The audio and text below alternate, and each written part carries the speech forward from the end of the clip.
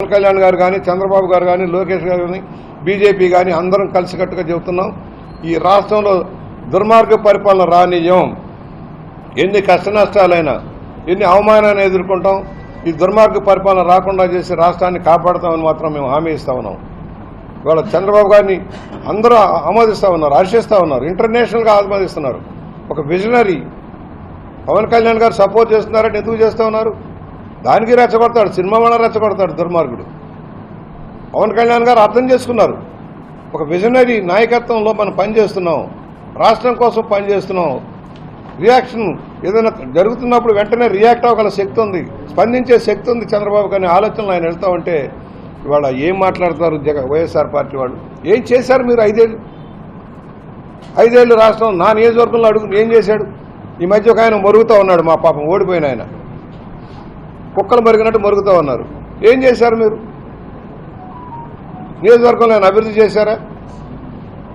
మట్టి మశానం అంతా దోచుకుపోయారు, హౌసింగ్లో దోచుకున్నారు, జగనన్న కాలనీ పేరుతో దోచుకున్నారు. ఇప్పుడు జగనన్న కాలనీకి వేల కోట్లు ఖర్చు పెడితే కానీ ఇన్ఫ్రాస్ట్రక్చర్ వచ్చే పరిస్థితి లేదు. టిడ్కో ఇళ్ళు ఇవ్వలా మీరు. పార్టీ రంగు వేశారు, ఒక రంగు.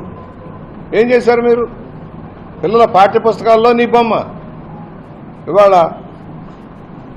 రైతు పాస్ పుస్తకాలు వచ్చినాయి ఈ ప్రభుత్వంలో. ఎలా వచ్చినాయి? రాజముద్రలో వస్తున్నాయి. ఆసుపత్రుల మీద నీ బొమ్మ ఏంటో దుర్మార్గుడా. పిల్లల గోచీల మీద నీ బొమ్మలు ఏంటో దుర్మార్గుడా. కోటిగుడ్ల మీద నీ బొమ్మ ఏంటో దుర్మార్గుడా. పిచ్చ పట్టుకుంది, పేర్ల పిచ్చ, బొమ్మల పిచ్చ పట్టుకొని అది రాష్ట్రానికంతా పామాలని చూస్తూ ఉన్నాడు. అందుకనే చెబుతున్నాం, ఈ రాష్ట్ర ప్రభుత్వం పనిచేస్తూ ఉంది. చెప్పడానికి చాలా ఉన్నాయి, లిస్టులే మీకు ఇస్తాం. ఏదైతే చెప్పామో హామీలన్నీ అమలు చేస్తూ ఉన్నాం, హామీలను అమలు చేస్తాం. ఇవాళ సీఎం రిలీఫ్ ఫండ్ 3 కోట్లకు చేరింది, రాజమండ్రి చేరింది.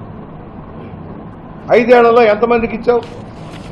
పోనీ రూరల్ నియోజకవర్గమే లెక్కేద్దాం, రాష్ట్రంలో పక్కన పెట్టి ఎంతమందికి సీఎం రిలీఫ్ ఫండ్ సహాయం నిధి అందిందని నేను అడుగుతా ఉన్నాను.